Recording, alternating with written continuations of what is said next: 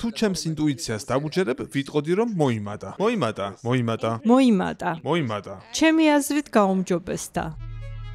ბევრმა თქვენგანმა ამის შესახებ არ იცის, მაგრამ გარემოში ინდუსტრიული დაბინძურების დონე ევროპაში იკლებს. და მაინც საერთო დაბინძურების დონე ჰაერჭის და წყალშიც ჯერ კიდევ 20%-ია. 30 წლის წინ თოვლი ნაცრისფერი იყო, თითქმის რუხიც კი ჭვარტლის გამო. ევროკავშირს სურს ხელახალი ინდუსტრიალიზაცია განახორციელოს და გახდეს არა მხოლოდ უფრო კონკურენტუნარიანი, არამედ უფრო ეკოლოგიურიც. მაინც როგორ უნდა დამყარდეს წონასწორობა მრეწველობის ზრდასა და ჯანსაღ გარემოს შორის. სწორედ ამის გარკვევას ვაპირებთ. პოლონეთისკენ მივემგზავრებით.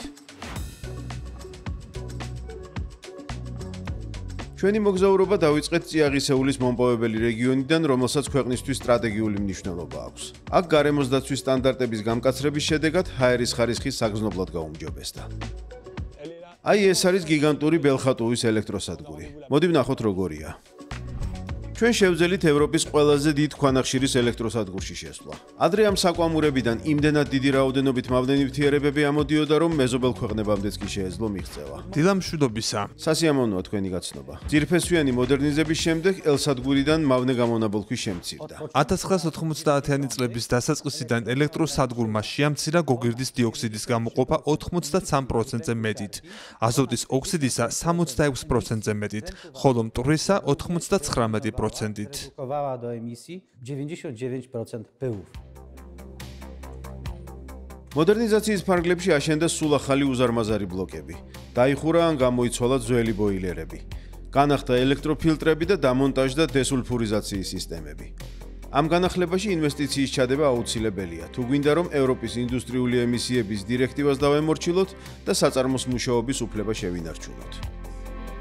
როგორც ამ გრაფიკზე ჩანს, გოგირდის დიოქსიდისა და გოგირდის სხვა შენაერთების გამონაბოლქვი 14 მილიგრამია. ყველა მავნე ნივთიერების გამოყოფის დონე ახლა გაცილებით დაბალია, ვიდრე ამას ინტეგრირებული გარემოს დაცვის ნებართვა მოითხოვს. წვის შედეგად გამოყოფილი ზოგიერთი აირიც გადამუშავდება. გოგირდის დიოქსიდისგან აწარმოებენ თაბაშირს, რომელიც ბათქაშისთვის აუცილებელი ნედლეულია და რომელსაც სამშენებლო სექტორი ყიდულობს. ეს გაცილებით უკეთესია გარემოსთვის და თანაც სარფენად ვყიდით ამ პროდუქტს. გამოდის ეს ცირკულარული ეკონომიკაც არის? დიახ, ყველასთვის მომგებიანია. პოლონეთში ენერგეტიკული გარდამავალი პერიოდისთვის ნაწილობრივ ისევ საჭიროა ქვანახშირი. თუმცა ამ ქვეყანაში გეგმავენ, რომ თანდათან მომავალი რამდენიმე წლის განმავლობაში დახურონ ქვანახშირის ელექტროსადგური და მაღაროები. პოლონეთი ქვანახშირის ეპოქის დასრულებას აპირებს. ვარშავაში იმედოვნებენ, რომ 2035 წლისთვის ქვანახშირის ხსენებაც აღარ იქნება. თუმცა ლანდშაფტი უკვე შეიცვალა. 30 წლის წინ ფაქტობრივად მთვარის ზედაპირის მსგავსად ფერფლით გადაშავებულ ბუნებას ხედავდი. ახლა ირგვლივ სიმწვანეა და ეს უკვე არის პასუხი. გარემოს დაცვის მექანიზმები ამართლებს. მეზობლად ჟერანის უბანში მდებარე ელექტროსადგურში, რომელიც დედაქალაქის მოსახლეობის გათბობითაც ამარაგებს, ბუნებრივმა აირმა თითქმის მთლიანად ჩაანაცვლა ქვანახშირი. ეს ახალი, ეგრეთ წოდებული კომბინირებული ციკლის მექანიზმი ითვალისწინებს ევროკავშირის საუკეთესო ხელმისაწვდომი ტექნოლოგიის სტანდარტებს. ეს ტერმინი კარგად არის ცნობილი ევროპელი მრეწველებისთვის. მუშაობის გაგრძელება რომ შეძლონ, გამონაბოლქვის მოცულობა ბაზარზე არსებული საუკეთესო ტექნოლოგიით უნდა აკონტროლონ. ბუნებრივი აირით ვაწარმოებთ უბნის მიერ მოხმარებული ელექტროენერგიისა და გათბობის 60%-ს. ქვანახშირზე ეკონომიურია? ორჯერ უფრო ეკონომიურია, უფრო მეტადაც. თან გამონაბოლქვიც ნაკლები აქვს?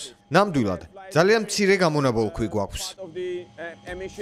ამ კომპანიას იმედი აქვს, რომ სულ მალე ბიოგაზი ჩაანაცვლებს ბუნებრივ აირს. საწარმოში ინვესტიციებს იმ დანადგარში ზდებენ, რომელიც ელექტროენერგიას გათბობის სისტემისთვის იყენებს. ამ გზით ჭარბი ელექტროენერგიის სახლების გათბობის სისტემისთვის გამოყენებას სურთ. ამ ყველაფერში ჩადებული ინვესტიცია დაახლოებით 4 მილიარდი ევროა. ეს დიდი ფულია, რომელსაც ენერგოსისტემაში ჩავდებთ. კარგად რომ მიხვდეთ, კიდევ რამდენია პოლონეთში გასაკეთებელი, გეტყვით, რომ ჩვენ გათბობის ბაზრის მხოლოდ 9%-ს ვფარავთ. ცვლილებები ჯერ არ დასრულებულა. ასე რომ ინდუსტრიული ემისიის დირექტივის განხორციელების შემდეგ რამდენიმე წელიწადში კიდევ უკეთესი შედეგები გვექნება. ევროკავშირმა ახლახან შესწორება შეიტანა ინდუსტრიული ემისიების შემცირების ძირითად ინსტრუმენტში. მისი მიზანია, რომ მრეწველობა გარემოზე მისი მავნე გავლენის შემცირების პარალელურად გაიზარდოს. ამ კონცეფციას გამიჯვნასაც უწოდებენ. ამ საკითხზე მეტის გასაგებად ესპანეთში ჩავედით. სევილიაში მხოლოდ იმიტომ კი არ ჩამოვედით, რომ ეს დიდებული ქალაქია. არამედ იმიტომაც, რომ აქ წყდება ჩვენი კონტინენტის ინდუსტრიული სტანდარტების ბედიც. მოდი ვნახოთ თუ როგორ ხდება ეს. მაინც ვინ წყვეტს თუ რა არის მისაღები გარემოს დაბინძურების მხრივ და რა არა? პასუხი აქ იციან, ევროპის ერთიანი კვლევის ცენტრში.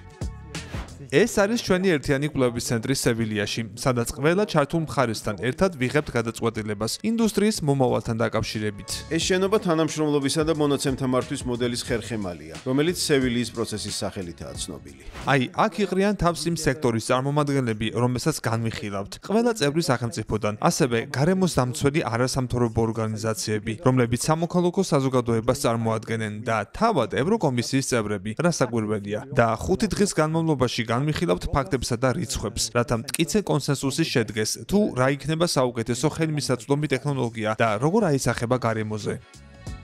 ერთიანი კვლევის ცენტრს მალე ექნება ახალი შენობა, რომელშიც განთავსდება ახალი საინოვაციო ცენტრიც, რომელსაც ინსაიტი ჰქვია. ინსაიტის მიზანია დააჩქაროს ემისიების შემცირება, ასევე ნახშირბად ნეიტრალურ და ცირკულარულ ეკონომიკაზე გადასვლა. გვინდა განვსაზღვროთ ახალი ინოვაციები, დავაზუსტოთ მათი მახასიათებლები, განვითარების დონე, ღირებულება და შემდეგ გამოვიტანოთ სადისკუსიოდ, რათა დავწმუნდეთ, რომ ინდუსტრია კონკურენტუნარიანი იქნება და ევროპიდან არ სადწავა. Making sure that industry remains competitive and in Europe. მაგრამ როგორი იქნება მომავლის ინდუსტრია? ამის ერთი მაგალითი სევილიაში გვაქვს. ამ ლუდის საწარმოს ტერიტორიაზე განთავსებულია ევროპაში ყველაზე დიდი ინდუსტრიული ჰელიოთერმული სადგური. მზე ათბობს წყალს, რომელსაც სხვადასხვა საწარმოს პროცესისთვის იყენებენ. როდესაც მზის სხივებს ამ ღარებში ვაგროვებთ, ტემპერატურა შეგვიძლია 250 გრადუსამდეც კი ავიყვანოთ. აქვე გვაქვს მილსადენების ორი სისტემა, რომლებსაც სითბოს გამტარი აკავშირებს. ამ ჩაკეტილი წრედების საშუალებით უფრო ეკონომიურად ვხარჯავთ წყალს, რადგან დანაკარგი არ გვაქვს. თითოეული წვეთი ძვირფასია. თითოეული წვეთი ფასობს. ჩვენ მუდამ ვფიქრობთ რესურსების დაზოგვაზე, ხელმეორედ გამოყენებასა და ჩანაცვლებაზე, როდესაც ელექტროენერგიისა და წყლის დეფიციტთან გვაქვს საქმე.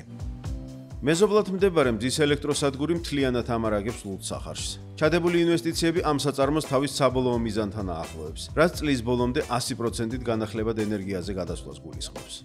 როდესაც მზე ჩადის, ჩვენ სათადარიგო ცისტერნებს ვიყენებთ და როდესაც მზის დამატებითი ენერგია აღარ გვაქვს, ბიოგაზზე გადავდივართ, რომელიც მოხმარებული წყლის გაფილტვის საამქროში იწარმოება.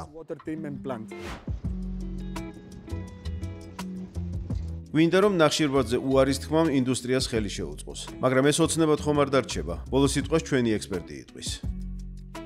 განა იმიტომ ვერ ვბედავთ, რომ რთულია, არამედ რთული იმიტომ არის, რომ ვერ ვბედავთ. ამიტომ უნდა გავბედოთ. It's difficult.